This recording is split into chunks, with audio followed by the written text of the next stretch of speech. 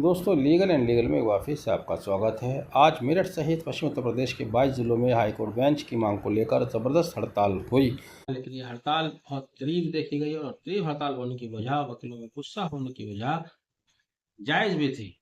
वजह क्या थी ये भी आप जान लीजिएगा। हाल ही में महाराष्ट्र में कोल्हापुर जिले के अंदर हाईकोर्ट की चौथी बेंच स्थापित की गई है। जी हाँ, महाराष्ट्र राज्य जिसमें सिर्फ 36 जिले हैं, जिसकी आबादी 12.83 करोड़ है, वहां पर चौथी हाईकोर्ट बेंच की स्थापना की गई है।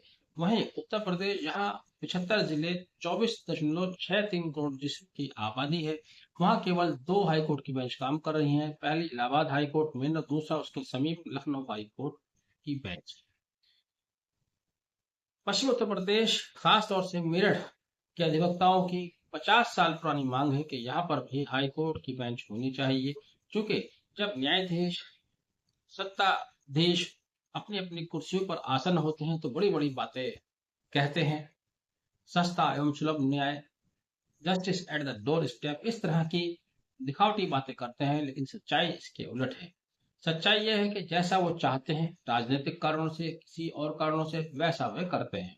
जिसका ताजा तरीन उदाहरण आपके सामने है। महाराष्ट्र के कोल्हापुर जिले में हाईकोर्ट की चौथी बेंच दी जा रही है, जबकि उत्तर प्रदेश के, पश्चिमी उत्तर प्रदेश की अगर बात की जाए, जहां पर 7 करोड़ की आबादी है, 22 जिले उस पर निर्भर करते हैं, 50 साल पुरानी मांग को अनसुना किया जा रहा है।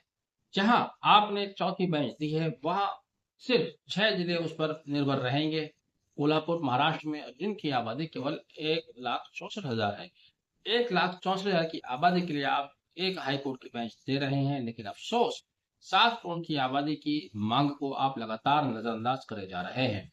अगर आप इसकी दूरी नापे तो सहारनपुर से इलाहाबाद की दूरी 841 किलोमीटर होती है, वहीं मेरठ से इलाहाबाद की दूरी 684 किलोमीटर होती है, लेकिन आपके ऊपर इन बातों का कोई फर्क नहीं पड़ता। इसलिए आम आदमी को कभी कभी शंका पैदा होती है कि न्याय उनके लिए है, या यही न्याय उनके लिए न्याय का जरिया बना हुआ है। आप सोचिएगा कि 841 किलोमीटर दूर का सफर करके अगर कोई इलाहाबाद जाना चाहेगा, तो उनमें से आधे से ज्यादा लोग तो ऐसे होते हैं जो न्याय चाहते हुए भी न्याय का दरवाजा नहीं खटखटा पाते। उनको लगता है कि इतनी दूर की सफर करना उनके बस की बात नहीं है, समय की बर्बादी, पैसे की बर्बादी, और फिर वहां जाकर एक अनजान शहर में 841 किलोमीटर दूर, तो आप ये समझिए जैसे आपने एक देश पार कर दिया, एक राज्य को क्रॉस करके दूसरे राज्य में चले गए। लेकिन इस सब के बावजूद भी आज तक भी मेरठ के वकीलों की मांग को नहीं सुना गया, नहीं माना गया। बहुत पुरानी कहावत है, जिसकी लाठी उसकी भैंस। कहावत पुरानी है, लेकिन आज भी वो चरितार्थ हो रही है।